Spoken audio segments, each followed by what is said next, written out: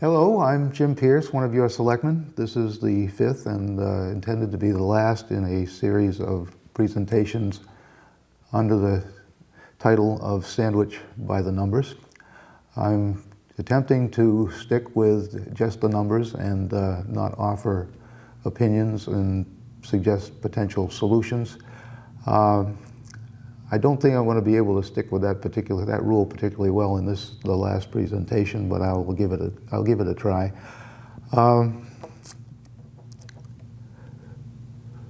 You may want to go back. The previous four presentations have been published in the Enterprise. They have been posted on sandwichschoolnews.com. The sandwichschoolnews.com postings include references, links to the data supporting the information. If you haven't happened to catch at least presentation number 4, the one that was titled Capital and Debt Management, this presentation will seem a bit disconnected. You might want to go to sandwichschoolnews.com, go comb through old Enterprise issues, or I think these things are also going to be posted on Facebook, so you could get a look at presentation 4 before you put yourself through listening to me on this one.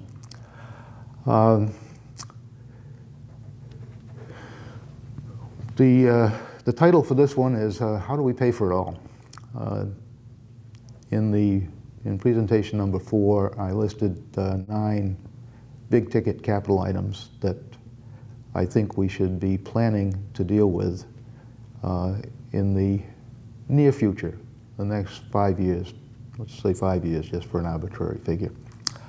What do we want Sandwich to look like on its 400th birthday? It's not too early to think about that, and maybe do a little planning for 2039. Just as a measuring stick, anybody who takes out a 30-year mortgage today is still going to be paying in 2042.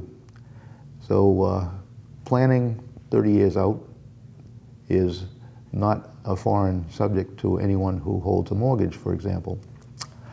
If we're going to pay for dealing with those 9 things, maybe somebody will think of a 10th, maybe somebody will knock one off of my list of 9. There's going to be some big scary numbers involved. And so where are we going to get the money without dipping even more precipitously into the pockets of the taxpayers? And this graphic, titled Paying for It, shows several ways that we can address that issue. Now, the first one, and again, this points up the absolute essential nature of expanding our commercial tax base. Tax base growth is one of the keys to being able to pay for some of the things that I believe the community needs in the future. I mentioned I think it was in the first presentation, that there's already a shovel in the ground for Forestdale Village that will add about $50 million to the tax base. $50 million added to the tax base is $600,000, $700,000 added to tax revenue.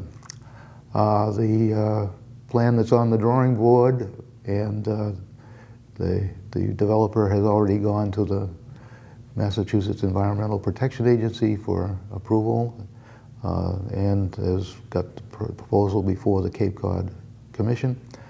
That will add another $120 million, and that's another about $1.5 million to added revenue. We have the industrial park, and in the Selectmen's long-range plan, there are plans by the SEIC to submit a grant to build a road, an additional road in the industrial park. Now, presumably that's not going to be a road to nowhere, so that we could probably count on, let's just pull a number out of the air, another $1 million in tax revenue from there. I read in the paper not too long ago that there's plans in the works for redeveloping the Musaski property, the Sandwich Office Center on Tupper Road.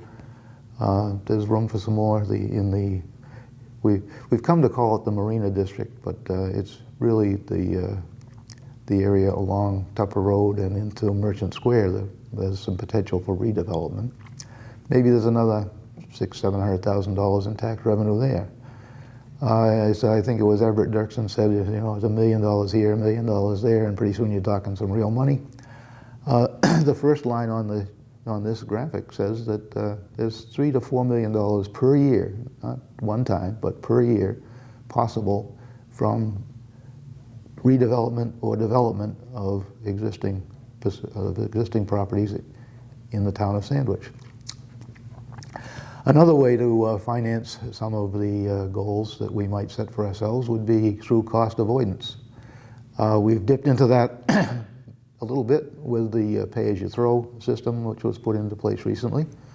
We're going to get a report from the Department of Public Works on just how well that is paying off, but I wouldn't be surprised to see us avoiding $250,000, $300,000 a year in costs with that system in place. Green energy, we've taken a little step in that direction also by signing that power purchase agreement with the Howland Development folks over towards Snake Pond, $150,000 a year there. So again, these are per year. This is stuff that happens on and on. Now there's probably some other green energy things we'll be able to do. I just read in the paper this morning. I'm recording this on July 17th. So in this morning's paper, there was an article that said that the state legislature has got a bill, two bills, one from the House, one from the Senate, in conference now that will double the amount of green energy that utilities have to buy. So Sandwich's current 10 megawatts could become 20 megawatts. So there's some possibilities there. Now the next line says revenue enhancement, and in big red letters it says tax. You have to use the word tax. This is tax. Revenue enhancement is just a fancy way of saying tax. We tried out the meal tax on you folks being the voters. And you didn't like that one. It's unfortunate in my estimation because we could have used that to pay for the infrastructure and road deterioration that above and beyond what Chapter 90, the state aid, covers for us. The next one is sale of town assets. The newspaper has multiple times dealt with our holdings in South Sandwich Village Center. We have 55 acres of land there.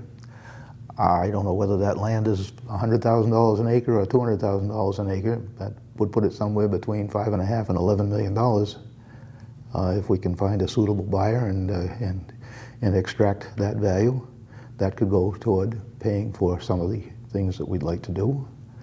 If we happen to go through with the public safety building that's been proposed, we'll have 3 surplus fire stations and a surplus police station. If we consolidated our municipal buildings, then we'd have Jan Sebastian, the town hall annex, and other bits and pieces scattered around town that we might sell off. Maybe $8–10 million. It's only one time, this though. This is not a per year thing, and there are laws that says we can only use that money to offset debt. So we would be using it in that way. Now, things with big question marks after them, developer mitigation. How do we want, developers, when they come in, they offer to support the community that they're entering. How much would we get? I don't know. Would we rather it come in terms of infrastructure, roads and sewer lines, for example? Or would we want it to be in terms of turnkey buildings, senior centers, libraries, what have you? Or a contribution to the public safety building? Those are all, you see the question marks there? They're all open questions that we have to think about in terms of planning for our long-term capital future. And the last one on the list here, and maybe somebody will want to add some to this list too, I don't know. We need to think about whether we want to repurpose the wing complex, assuming that the school committee, and it's a school committee decision, this Board of Selectmen can't push this one. The school committee decides that in 4 or 5 years, and please be clear on this. It's not going to happen tomorrow, so there's no reason to panic. There's no way it could happen tomorrow. But the enrollment trends say that by the 2016-17 school year, maybe 2017-2018 school year, we won't need the wing building as a school. Now, is it more cost effective to repurpose that facility to be maybe a senior center or municipal offices or some kind of a recreation center? It may prove to be more cost effective to run a bulldozer over it. I certainly hope not, but it seems to me that there should be a way for us to factor in repurposing the wing complex to meet some of the other needs in that list of 9 that I identified. I don't think there's much more that needs saying at this particular point. In the Selectmen's long-range plan, and that long-range plan is available as a link, a highlighted link off of townofsandwich.net. Item 2F says that we need I think it says a 10-year capital plan. I don't care if you call it a 5-year capital plan, a 10-year capital plan, 7 years, 6 months, whatever. But we need a plan, and this is definitely Jim Pierce's opinion. We need a plan. The plan has to be written down. It can't be more than 10, 12 pages, a few graphs, and it has to be shared with the voters. The voters have to know where this particular Board of Selectmen, and hopefully successive boards of selectmen, would like to take this town. The selectmen don't get to make the decisions. We propose decisions. We put questions on the warrant. We put questions on the ballot. The voters answer the questions.